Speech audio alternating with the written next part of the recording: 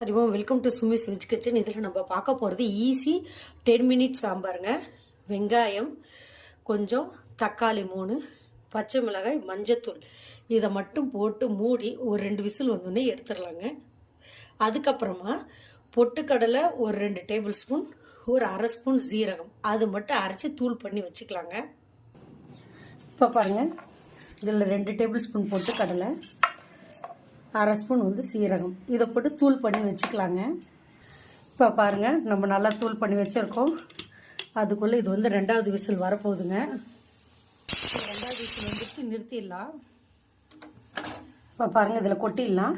இப்போ நமக்கு தேவையான அளவு கூட போட்டுக்கலாம். ஃபஸ்ட்டு கொஞ்சமாக கூட ஊற்றிக்கலாம். பட் இந்த குழம்புக்கு ஒரு 4 பேர் சாப்பிட்ற அளவுக்கு சரியாக போயிடும். இப்போ பாருங்கள், இது நல்லா வெந்துருச்சு. இதை நம்ம மிக்சியில் எடுத்து போட்டு கொஞ்சம் கொஞ்சமாக அரைச்சிக்கலாம்.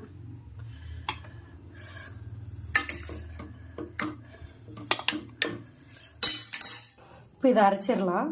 இங்கே வானொலி வச்சுருக்கோம், இதில் எண்ணெய் ஊற்றிடலாம். இப்போ பாருங்கள், இதில் நைஸாக அரைச்சிட்டோம். இப்போ இங்கே வானொலி வச்சுருக்கோம், இதுலேயும் பார்த்தீங்கன்னாக்கா எண்ணெய் காஞ்சிச்சு. இப்போ கடுகு உளுத்தம் பருப்பு போடலாம். கடுகு வெடிக்க ஆரம்பிச்சிருச்சு. இப்போ நம்ம பச்சை மிளகாய் 1 போட்டுடலாம். கூட கருவேப்பிலை, அதே மாதிரி வெங்காயம் நம்ம போட்டு நல்லா வதக்கலாம். கொஞ்சம் வதங்கின உடனே, ரொம்ப வதங்கணும்னு இல்லை, நல்லா வாசனையாக இருப்பாங்க தாளிப்புலாம் போட்டதுனால. கொஞ்சம் வதங்கின உடனே நம்ம என்ன பண்ணலாம்னா தக்காளி அரைச்சி வச்சுருக்கோம் இல்லையா, அதை ஊற்றிடலாம். இப்போ பாருங்கள், இதை வச்சு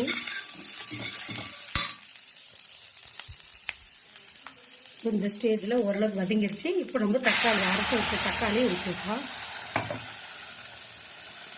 நல்லா கொதிக்க ஆரம்பிச்சிருச்சு. நல்லா கொதிக்கணும், ஏன்னா நம்ம போட்டிருக்கோம் இல்லைங்களா, அப்போ அது நல்ல டேஸ்ட்டாக. கொஞ்சமாக கல்லுப்பு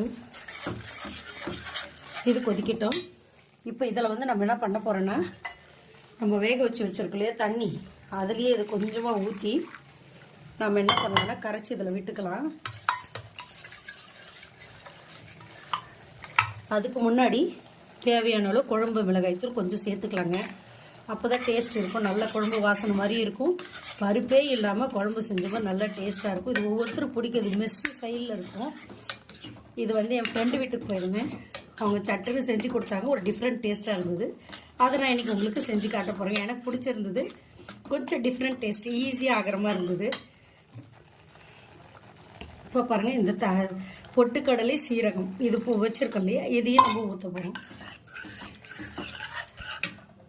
இதுக்கு நம்ம வேக வச்சிருக்கோம்ல தண்ணி, அதையே நம்ம சேர்த்துக்கலாம். அந்த தண்ணி வேஸ்ட் பண்ண வேணாம். ஸோ அதையே நான் எடுத்து ஊற்றிருக்கேன். நான் நல்லா கொதிக்கட்டும். இப்போ பாருங்கள், நல்லா குழம்பு கொதிக்குதுங்க. கொதிச்சதுன்னா சுவையான இன்ஸ்டன்ட் 10 மினிட்ஸ் சாம்பார் ரெடிங்க. இது இட்லி தோசைக்கெல்லாம் நல்லா டேஸ்ட்டாக இருக்கும். நல்லா டிஃப்ரெண்ட்டாக இருக்கும். இதே மாதிரி செஞ்சு பாருங்கள். அது வரைக்கும் உங்களிடமிருந்து விடைபெறுவது உங்கள் சுமித்ரா சுரேஷ் பாபு. நன்றி, வணக்கம்.